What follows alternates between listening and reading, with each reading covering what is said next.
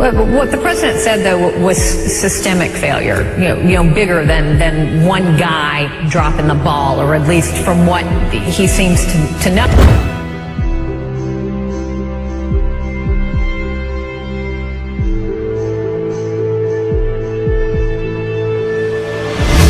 Concerns tonight about a popular procedure, the CT scan. The test uses radiation to see inside our bodies, and its use has grown dramatically.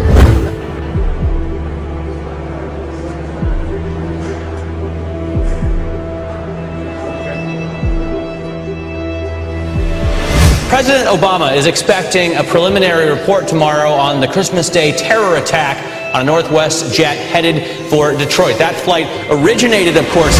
Well, joining us now, passengers Kurt and Lori Haskell, who told authorities about a remarkable scene they witnessed at the gate in Amsterdam.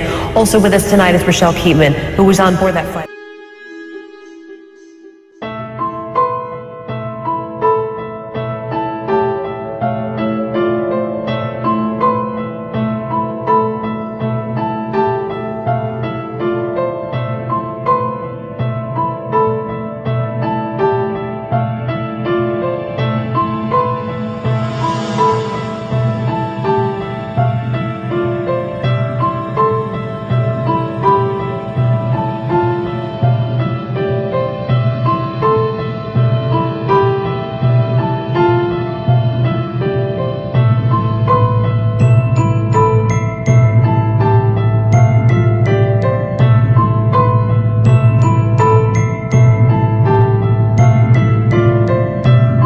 Walk us through what you saw in Amsterdam.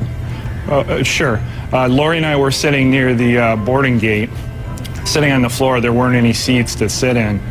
And I saw two men, and they caught my eye because they seemed to be an odd pair.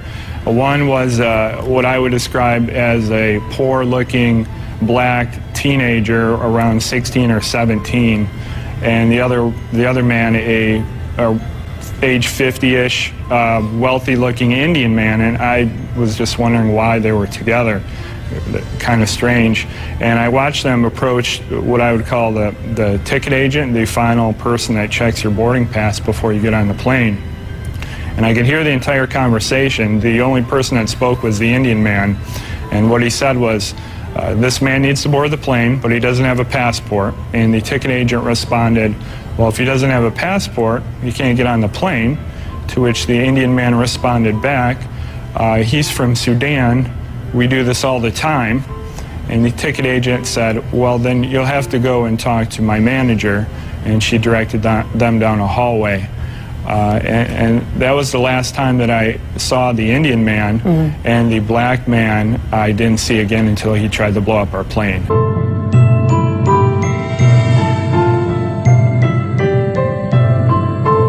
When we talk about screenings at the airport and other protective mechanisms along the way, what should we be doing that clearly we're not? Well, Campbell, the strategy recognizes that there's always going to be human error in any system. You can't count on perfection.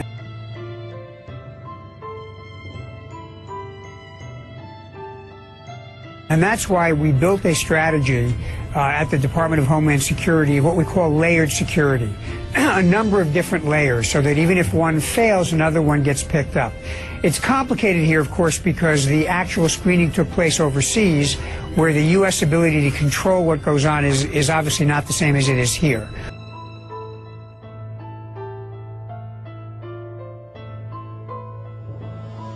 But there are a few things we could do to make things better. First, we could deploy the scanning machines that we currently are beginning to deploy in the U.S. that would give us the ability to see what someone has concealed underneath their clothing. That has been vigorously opposed by the ACLU and privacy advocates. The House of Representatives voted to prevent us from using it. But I think now there's been a very vivid lesson in the value of that machinery.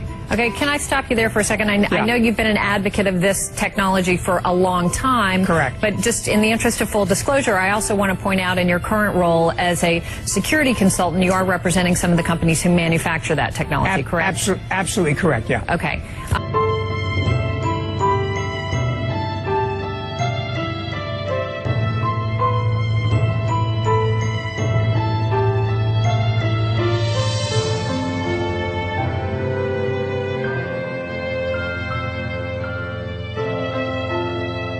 age 50-ish, wealthy-looking Indian man, and I was just wondering why they were together.